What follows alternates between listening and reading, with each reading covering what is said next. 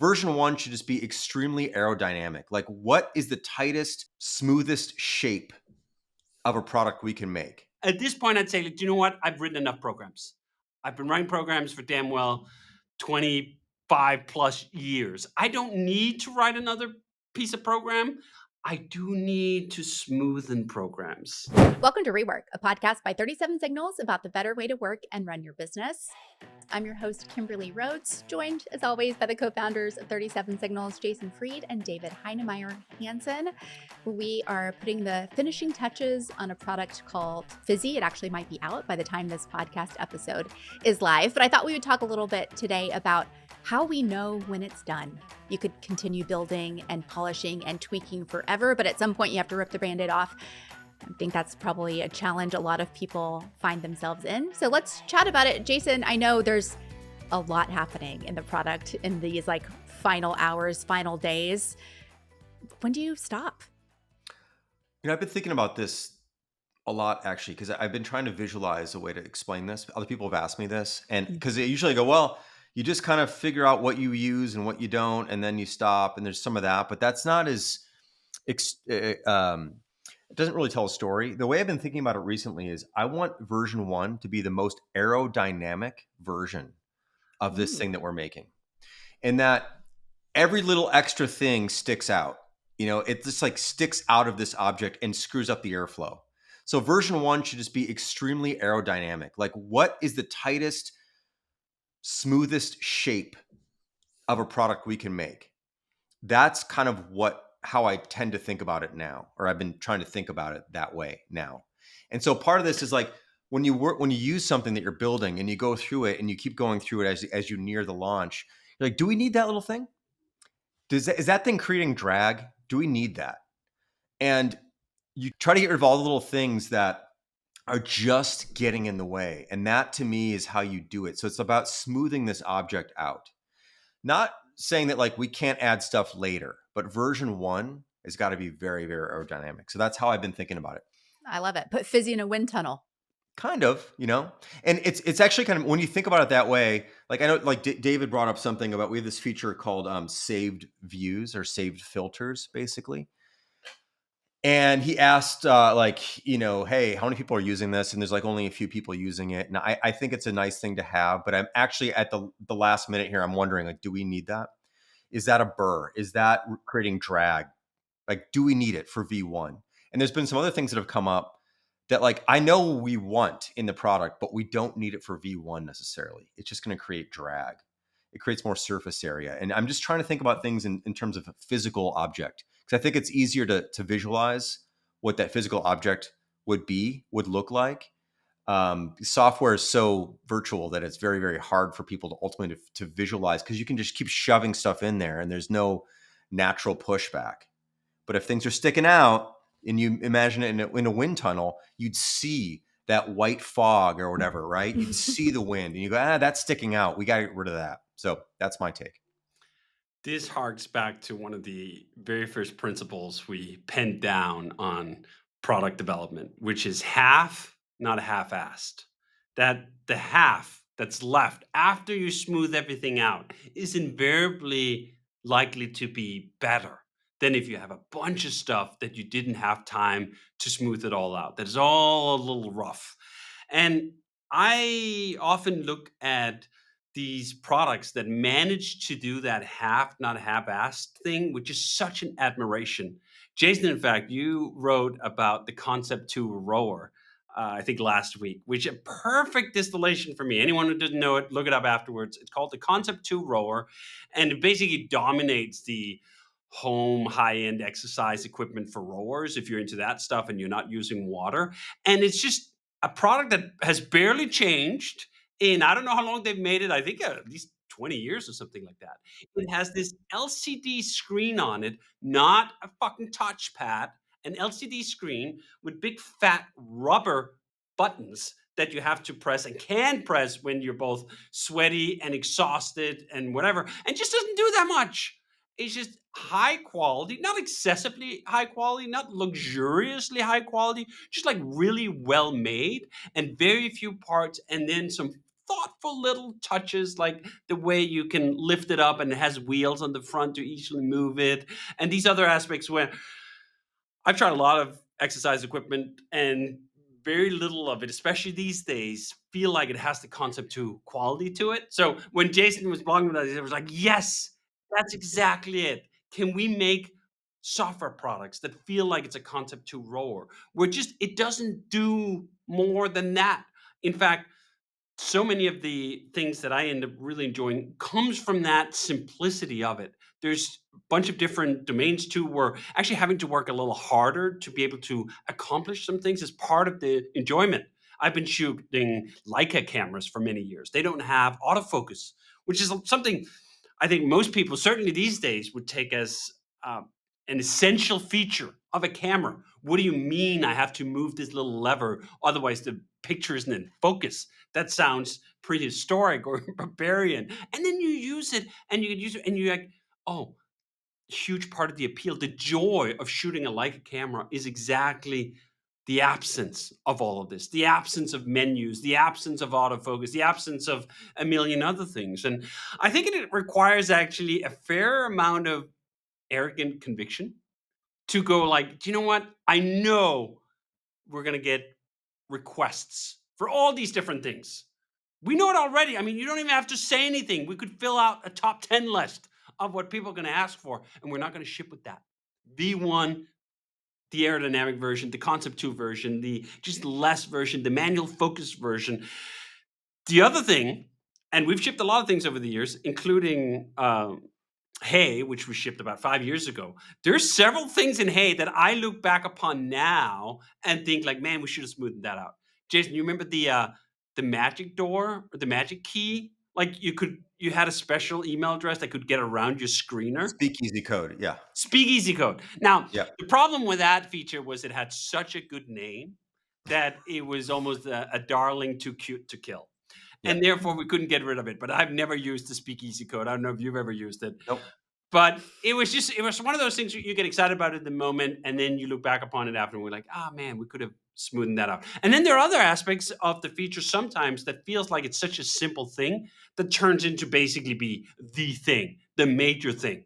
Like we were quite late into the development of Hey before we came up with the screener, which is now perhaps the single most defining feature of Hey. There's a million things that work together in beautiful harmony, but whenever I tell people about Hey, I always explain the screener first, that no one gets to reach your inbox unless you've said you want to hear from that person. It's a very simple concept. It was not something that was difficult or hard to make, but it was essential to it. And you actually accentuate some of those features more. The few things, a handful of unique elements, if you take all the other stuff away.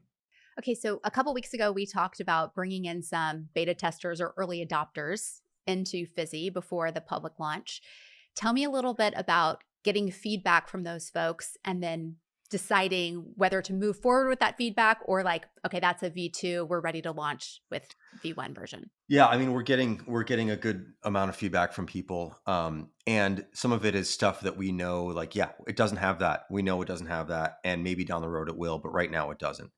And that's getting back to the, like, what is the smoothest version of this? What does it really need to have? Like, that would be nice to have. It doesn't need that though.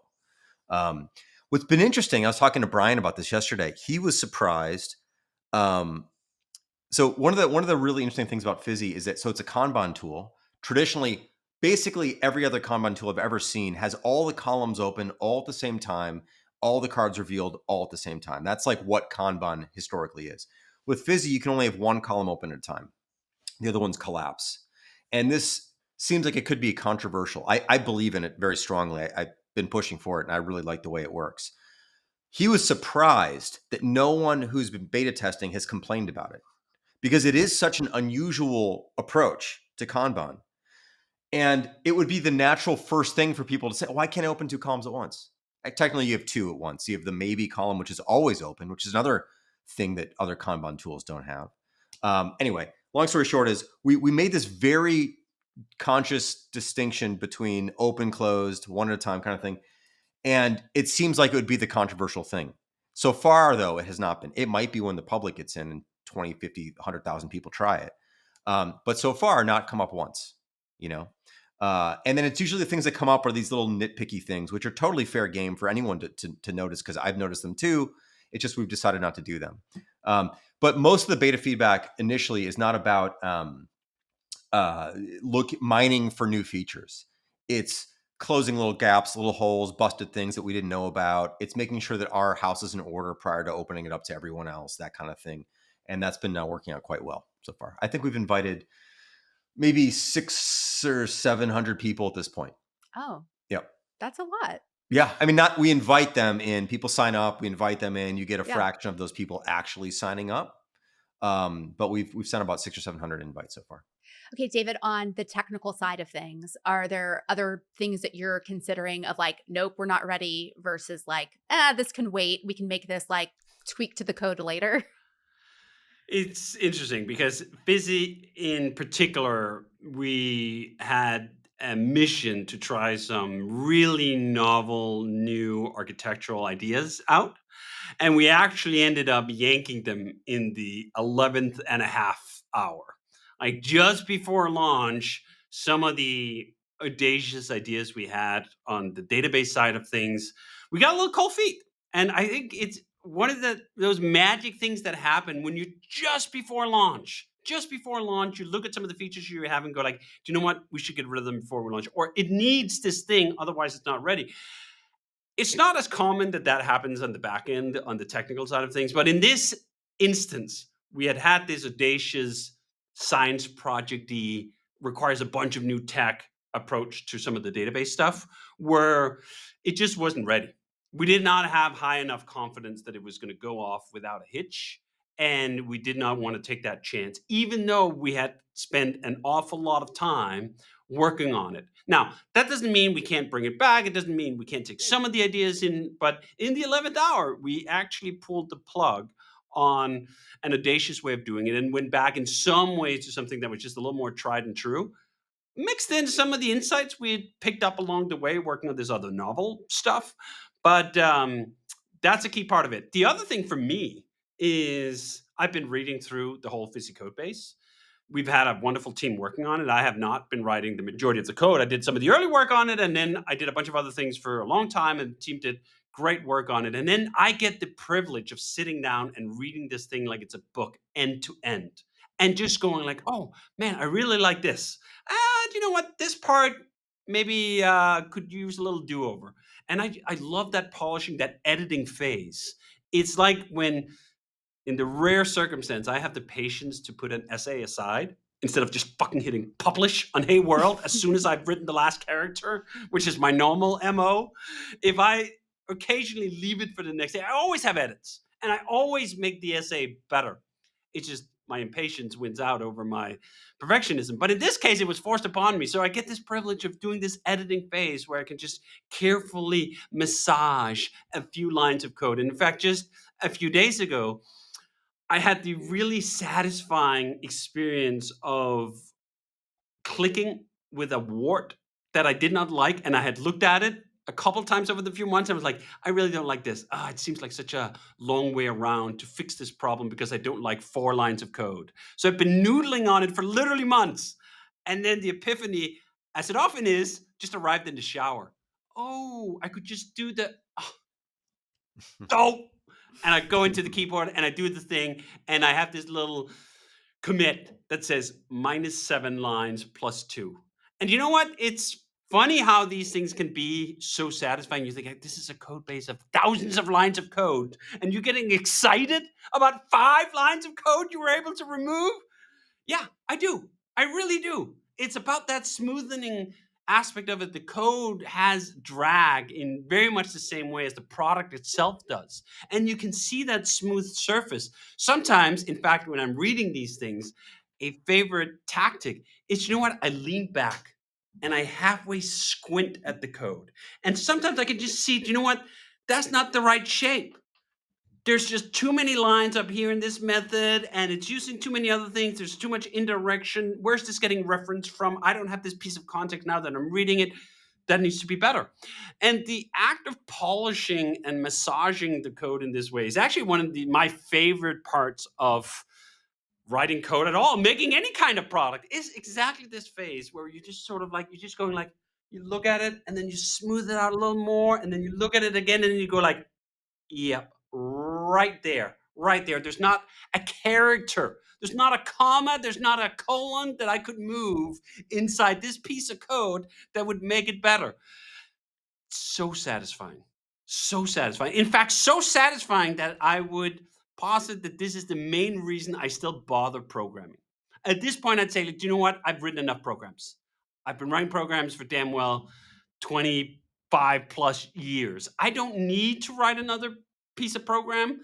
I do need to smoothen programs.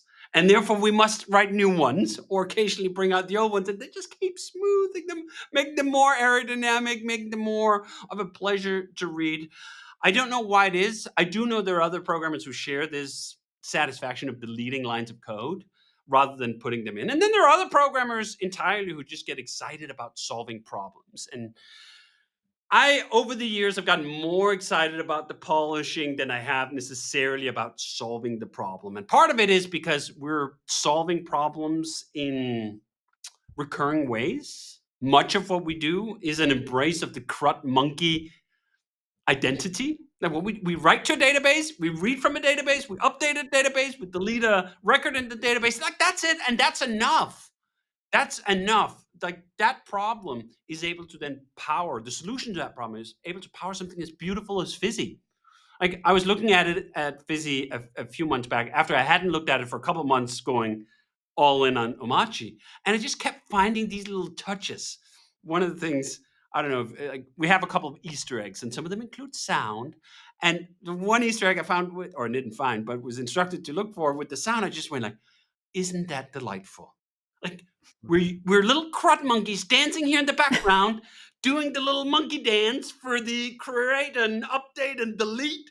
And then, like, there's a fucking harp playing in the background from what we built. Like, how is that not just the most amazing thing you've ever seen?